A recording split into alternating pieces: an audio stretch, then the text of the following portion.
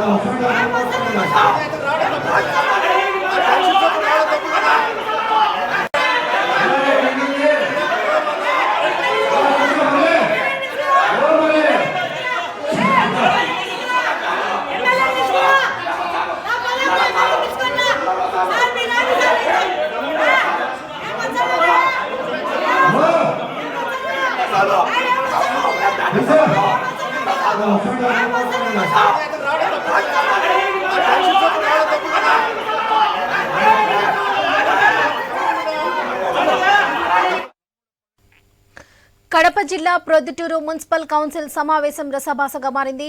ఇదే విషయానికి సంబంధించి మరిన్ని అప్డేట్స్ మా ప్రతినిధి శ్రీనివాస్ అందిస్తారు. శ్రీనివాస్, టిడ్కో ఇళ్లపై వైసీపీ టీడీపీ కౌన్సిలర్ల మధ్య వాగ్వాదం చోటు చేసుకుంది. దీనికి సంబంధించిన డీటెయిల్స్ ఏంటి? కుటుంబ ప్రభుత్వం ఏర్పడిన తర్వాత ఏదైతే గత వైసీపీ ప్రభుత్వంలో అవినీతి తారాస్థాయికి చేరని చెప్పి ప్రస్తుతం ఈ మున్సిపల్ కౌన్సిల్ సమావేశంలో పలు విధాలుగా తీవ్ర చర్చలకు తావిస్తుంది.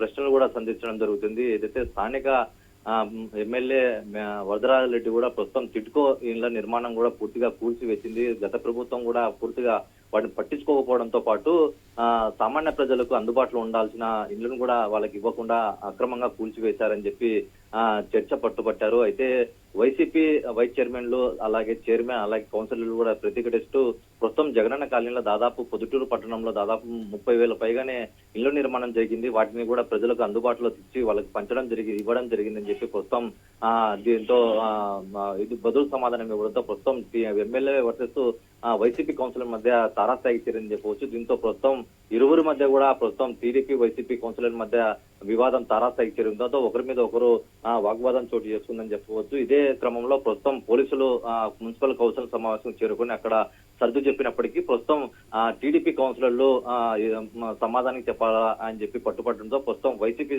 కౌన్సిలర్లు కూడా బాయ్కాట్ చేసి వెళ్లిపోయినట్టు తెలుస్తుంది. ప్రస్తుతం ఇదైతే కూటమి ప్రభుత్వంలో పొద్దుటూరు ఏదైతే స్థానికంగా టిడ్కో ఇళ్ల నిర్మాణం ప్రజలకు అందుబాటులో ఉన్నప్పటికీ గత వైసీపీ ప్రభుత్వం 5 ఏళ్ల పాటు కాలాపం చేసి చివరి నిమిషంలో ఒక ప్రత్యేకమైన జీవో ఇచ్చి దానికి ఇళ్ల నిర్మాణం కూల్చివచ్చింది అని చెప్పి ప్రస్తుతం ఎమ్మెల్యే వరదరాజరెడ్డి చెప్పుకొస్తున్నారు. అయితే వైస్ చైర్మన్ బంగారెడ్డి కూడా vice chairman Proddatur vice chairman కొనసాగుతున్నారు. ఈయన అప్పటి ఎమ్మెల్యే రాచమూలి శివప్రసాద్ రెడ్డికి స్వయాన బామర్ది కావడం ప్రస్తుతం ఆయన కనుసన్నల్లోనే ప్రస్తుతం జగనన్న ఇళ్ల నిర్మాణం కూడా పూర్తి స్థాయిలో నిర్మాణం జరిగిందని చెప్పవచ్చు. అయితే టిడ్కో ఇళ్ల నిర్మాణం కూల్చివేతలో కీలక పాత్ర బంగారు మున్రెడ్డి చేశారని చెప్పి ప్రస్తుతం టీడీపీ కౌన్సిలర్లు సంధిస్తున్నారు.